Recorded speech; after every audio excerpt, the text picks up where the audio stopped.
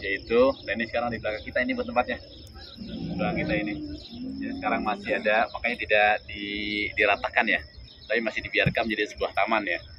Jadi sejarahnya Sakifah Bani Sa'idah itu, kalau kita mengenang, kita kembali ya ke masa Rasulullah, mungkin sekitar ya tahun 11 Hijriah menjelang wafatnya Rasulullah SAW, sekitar tahun 632 Masehi ya.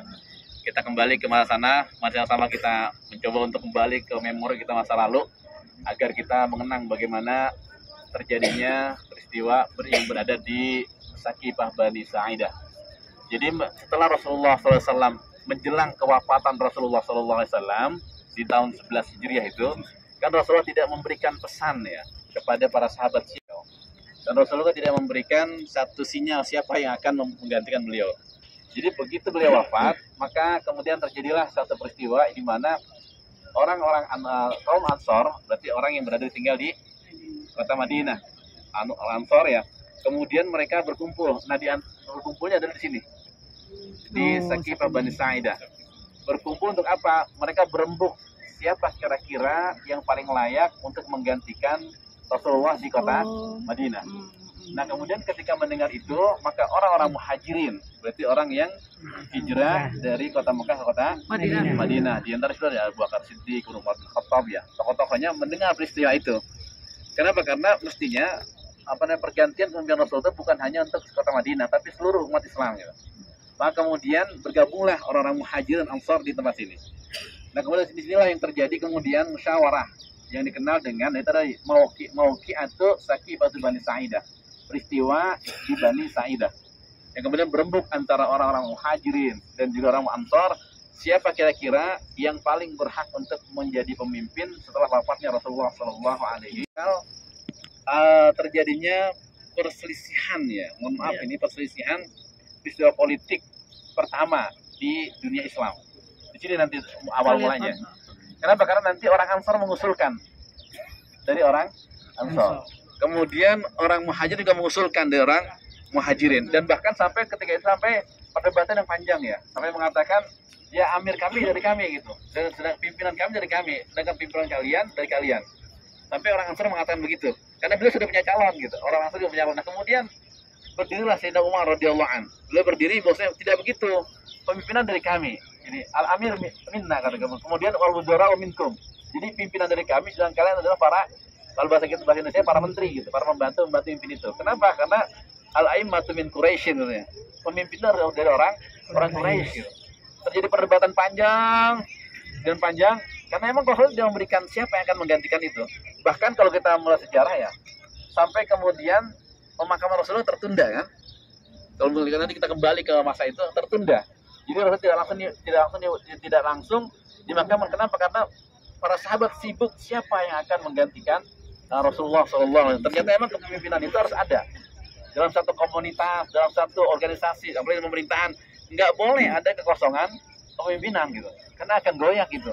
Dan itu maka beliau ada para sahabat bersepakat ketika itu setelah jadi perdebatan, maka berdirilah Sayyidina Umar langsung membaiat atau menyetujui siapa Abu Bakar Siddiq untuk menggantikan Rasulullah SAW. Awalnya Abu Bakar itu nggak mau. Karena beliau merasa tidak layak untuk menggantikan Rasulullah. Bahkan Sayyidina Abu Bakar mau mengusulkan agar Sayyidina Umar yang menggantikan beliau, yang menjadi pimpinan untuk menggantikan Rasulullah. Namun kebijaksanaan dari Abu Bakar Siddiq, beliau mengatakan bahwasanya Sayyidina Umar mengatakan nggak mungkin saya memimpin selama orang yang paling dekat, yang paling sepuh dan paling senior dan paling yang berkaitan Rasulullah masih ada bersama kita. Siapa itu? Abu Bakar As-Siddiq. Maka kemudian beliau berdiri dan kemudian mulai membaiat. Membaiat itu adalah satu peristiwa di mana semua umat Islam sepakat kita mengangkat Sayyidina Abu Bakar As-Siddiq sebagai pengganti Rasulullah SAW. Dan itu terjadi di mana? Di sini, di Bani Sakifah Bani Sa'idah. Memang Bani Sa'idah itu adalah satu kabilah yang berada di kota Madinah, dari Khadraj ya. Dan beliau suka kumpul. Jadi dulu dan kalau dalam sejarahnya tidak seperti ini. Jadi dia ada satu, kalau bahasa kita mungkin ada saung gitu ya. Ada rumah saung, tempat bertemu. Di depan itu ada taman. taman seperti ini banyak pohon. Jadi digambarkan dalam sejarah itu, dalam buku-buku sejarah yang kita bisa baca ya. Dalam sejarah itu jadi ada saung yang kemudian depannya taman dan luas tamannya. Memang di situ tempat berembuknya, tempat bermusyawarahnya orang-orang Bani Sa'idah. Maka ketika terjadi wafatnya Rasulullah, nah mereka itu orang Ansar langsung mereka berkumpul di tempat ini. Namun sayangnya ketika itu tidak memberitahukan orang-orang Muhajirin karena orang Muhajirin sedang sibuk apa? Wafatnya Rasulullah Shallallahu Alaihi Wasallam. Itu yang kita lihat ada yang beliau wafat di rumah beliau dan di kamarnya Sayyidah Aisyah radhiyallahu anha. Bahkan kalau kita mendengar bagaimana gambaran Sayyidah Aisyah ketika wafatnya dan setelah wafat masa-masa Rasulullah meninggal itu, luar biasa ya. Karena banyak sekali tuduhan dan fitnah kepada Sayyidah Aisyah ya. Kenapa? Karena yang diangkat itu adalah Abu Bakar. Siapa Abu Bakar? Ada yang tahu?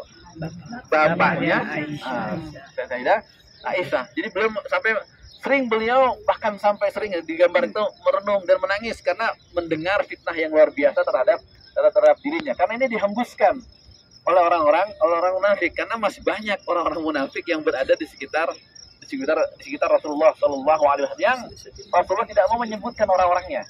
Karena itu maka kita mengenalkan ada namanya siapa yang dari Yaman itu yang disebut dengan Sahibus Sirri Rasulullah. Ada ingat? Yang menyimpan rahasia Rasulullah, orang-orang yang munafik yang berada di sekitar Rasulullah. Ada ingat? Ada ingat nggak? Yang digelari dengan Sahibus Sirri, Huzaifah bin Yaman. Masih ingat? Namanya Huzaifah al-Yaman. Nah, beliau itu adalah orang yang dititipkan amanah oleh Rasulullah untuk menyimpan nama-nama orang-orang yang munafik yang berada di sekitar Rasulullah Shallallahu Alaihi Wasallam. Pernah disebutkan nama-nama itu. Karena begitu amanahnya sehingga disebut oleh para ulama, oleh digelarkan Sahibus Sirri atau Ashabus Sirri, sahabat Rasulullah yang menyimpan rahasia orang-orang munafik. Nah, peristiwa itu di mana tahunya? Nah, ketika ada orang yang meninggal, ada seorang yang meninggal, kemudian Huzaifah al-Yaman ini nggak datang, maka semua sahabat itu akan bingung. Jangan-jangan yang meninggal ini termasuk di antara orang-orang munafik. Karena itu maka pada suatu hari Sayyidina Umar radhiyallahu an, beliau ketika mau menyolatkan jenazah, kemudian Huzaifah nggak datang, maka beliau mencari mana Huzaifah. Nah, kemudian beliau melihat Huzaifah ada di bawah pohon kurma sedang merenung dan menundukkan kepalanya. Kemudian ditanya, ya Huzaifah, hal huwa minhum, ya Huzaifah, apakah orang yang meninggalnya termasuk orang-orang yang disebut orang munafik oleh Rasulullah? Nggak mau jawab beliau. Begitu memegang rahasia yang dititipkan oleh Rasulullah SAW, kan nggak mau buka. Kemudian begitu nggak menjawab, kalau kamu nggak menjawab, ya Huzaifah, hal ana minhum, wahai Huzaifah, apakah saya termasuk orang-orang munafik yang Rasulullah sebutkan? Nah, baru dia menjawab, kalau bukan. Kalau dia nggak mau jawab, nah itulah amanah yang dipegang oleh Huzaifah. Nah, artinya saya ingin mengatakan bahwasanya di sekitar Rasul itu masih banyak sebetulnya orang-orang munafik yang ingin mengambil kesempatan untuk mengambil kesempatan keuntungan di dalam Islam. Makanya kemarin kita mendatangi Uhud itu dan juga Makbarah atau pemakaman Uhud, kan di situ banyak orang-orang munafik yang pengen mendapat, begitu udah menang pengen mendapatkan harta rampasan perang. Sehingga perintah Rasulullah, jangan kalian turun ke bawah, apapun terjadi pada kami tidak ditaati oleh mereka. Itu masih ada di sekitar Rasul itu orang-orang munafik. Tapi Rasul nggak pernah menyebutkan. Kenapa menyebutkan? Sayyidina Umar pernah bertanya, ya Rasulullah sebut saja mana orang munafik, saya tebas lehernya. Kata Rasulullah apa? Kata Rasulullah, ya Umar, kalau saya tunjukkan dan engkau membunuhnya, maka orang akan mengatakan, lihat itu, Muhammad membunuh sahabatnya. Maka Rasulullah nggak pernah menyebutkan, walaupun beliau tahu orang-orang munafik itu. Nah, disitulah Bani Sa'idah itu muncul kemudian.